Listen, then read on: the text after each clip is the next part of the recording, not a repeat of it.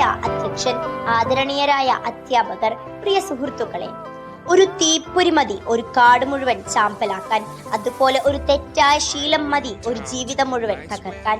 ഈ ചിന്തയോടെയാണ് ഞാൻ ഇന്ന് നിങ്ങളുടെ മുന്നിൽ നിൽക്കുന്നത്. എല്ലാവർക്കും എൻ്റെ ഹൃദയം നിറഞ്ഞ നമസ്കാരം.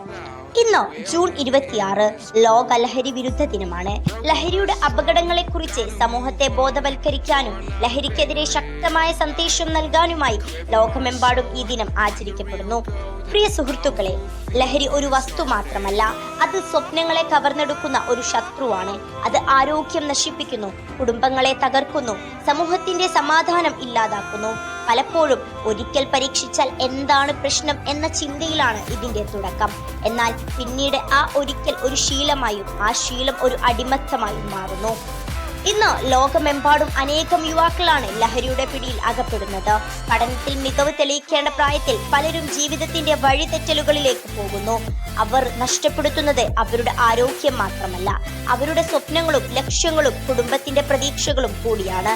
ഒരു രാജ്യത്തിന്റെ ഏറ്റവും വലിയ സമ്പത്ത് യുവജനങ്ങളാണ്. എന്നാൽ യുവതലമുറ ലഹരിയുടെ ഇരകളാകുമ്പോൾ ആ രാജ്യത്തിന്റെ ഭാവിയും അപകടത്തിലാകുന്നു. അതിനാൽ ലഹരിക്കെതിരായ പോരാട്ടം ഒരു വ്യക്തിയുടെ മാത്രം ഉത്തരവാദിത്തമല്ല, അത് ഓരോ പൗരന്റെയും കടമയാണ്. ലഹരിയുടെ ദൂഷ്യഫലങ്ങൾ ഒരു വ്യക്തിയിൽ മാത്രം ഒതുങ്ങുന്നില്ല. ഒരു വ്യക്തി ലഹരിയിലേക്ക് വഴുതി വീഴുമ്പോൾ അതിന്റെ വേദന അനുഭവിക്കുന്നത് ഒരു കുടുംബം മുഴുവനാണ്. മാതാപിതാക്കളുടെ പ്രതീക്ഷകൾ തകരുന്നു, സഹോദരങ്ങളുടെ സന്തോഷം നഷ്ടപ്പെടുന്നു, സമൂഹത്തിൽ കുറ്റകൃത്യങ്ങളും അക്രമങ്ങളും വർദ്ധിക്കുന്നു.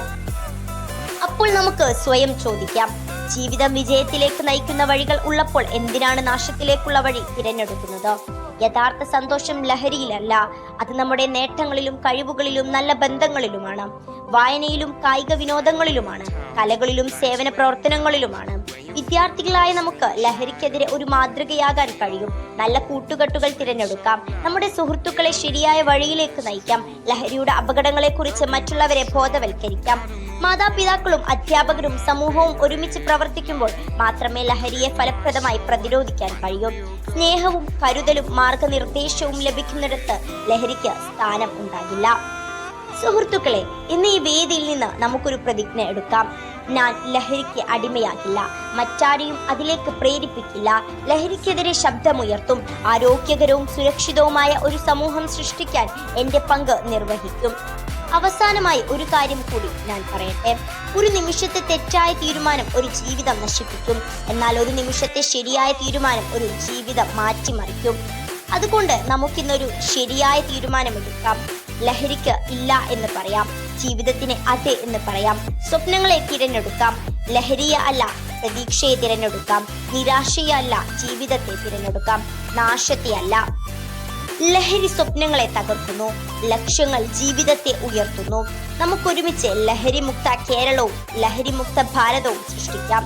ഇതോടുകൂടി ഞാൻ എൻ്റെ വാക്കുകൾ ഉപസംഹരിക്കുന്നു. നന്ദി.